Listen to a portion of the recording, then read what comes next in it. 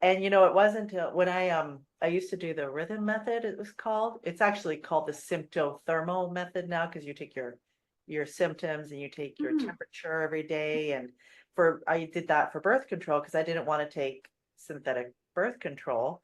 And it wasn't until I did that that I started to be really acutely aware of the patterns and start to see those cycles. And that as your temperature went up and everything was kind of promoting that ovulatory phase, and then it would drop, and then you would start to feel this emotional lability that went along with it, right?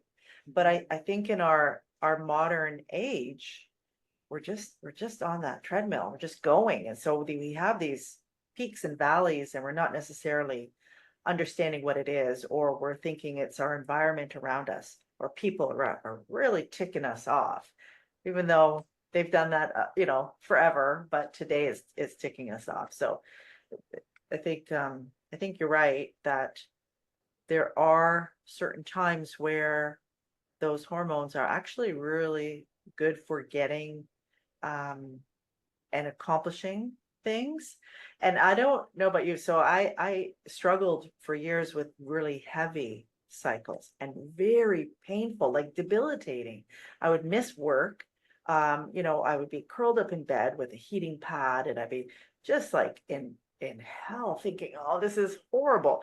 And it turned out I actually passed out and went to the emergency room, and because I was so anemic. And it turned out I had a huge fibroid in my uterus, and I did not know.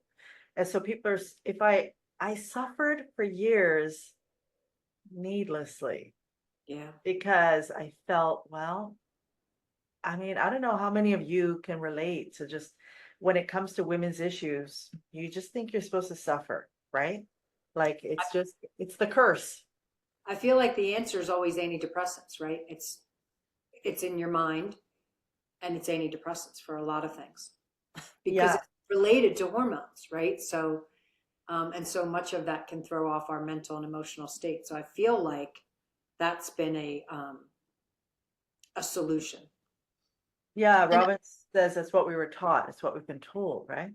yeah, I'll add, whenever I first, got my period and I started learning, okay, we're doing this again, great.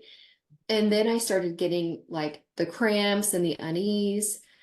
I remember the first time that I actually had like, man, like I understand, like I'm just not feeling good. I'm not motivated. I'm not driven. I don't feel like doing anything. I feel like eating the pantry. Give me all of the sweets and chocolate. And I just want to lay on the couch and with a heating pad. And I remember my mom bringing me like an ibuprofen. And so I would take this ibuprofen, I would feel a little bit better. And then now it was like, oh, okay, next month I need another bottle of ibuprofen. So I would just be taking ibuprofen to get rid of the cramps. So what would you say, Julia, for anybody on here that has cramps right now? Is there a solution, like an alternative solution?